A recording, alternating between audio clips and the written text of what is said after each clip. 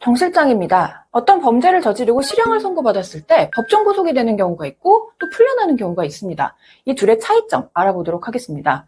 먼저 법정 구속이 되는 경우입니다. 법정 구속이 될 때는 일단은 도주우려냐 증거인멸의 우려가 있어야 되겠고, 또 법정 구속에는 특성상 판사들이 2심에서 어떻게 될지 그 가능성을 점쳐보고 그에 따라서 법정 구속 여부를 결정하는 경우가 많습니다. 일단은 도주우려인데요. 형량이 굉장히 높게 나오는 그런 범죄의 경우 도주우려가 높다라고 생각이 돼서 법정 구속을 하는 경우가 많고요. 그 다음에 증거인멸의 우려입니다. 유죄인 게 너무 분명한데 납득할 수 없는 변명을 하면서 계속해서 범행을 부인하고 있다.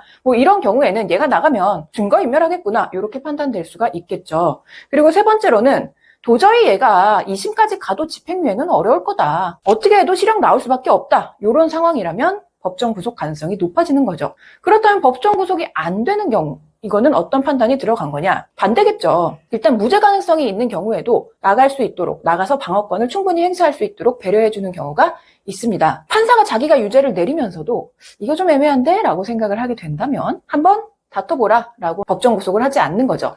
두 번째로 가장 많은 경우인데요. 집행유예 가능성이 있는 경우입니다. 지금은 합의가 잘 되지 않아서 실형을 때리긴 하지만 항소심까지 합의가 잘 된다든지 이런 이유로 실형을 피할 수 있겠다라고 판단을 하면 합의를 잘 해보라는 의미에서 기회를 주는 겁니다. 그래서 이 기회는 네가 갇혀있으면 합의하기 어렵지 않겠니? 나가서 열심히 합의를 해라 라는 의미가 되거든요. 그렇기 때문에 나갔을 때 열심히 합의를 하고 또 합의가 안 되면 변제공탁이라도 해서 어느 정도 집행유예 사유를 충분히 만드는 것이 중요합니다. 합의나 변제가 어려운 상황이라 할지라도 집행유예 사유를 충분히 입증을 해야만 하는 것이고요.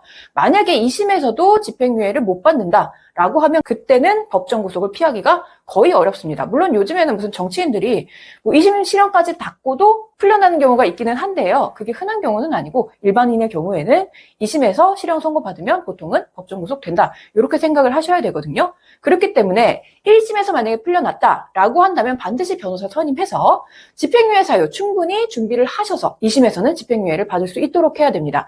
일단 풀려났다는 것 자체가 판사가 보기에도 집행유예 가능성이 충분하다라는 것이기 때문에 법률 전문가에게 맡기면 해결이 가능한 상황이거든요.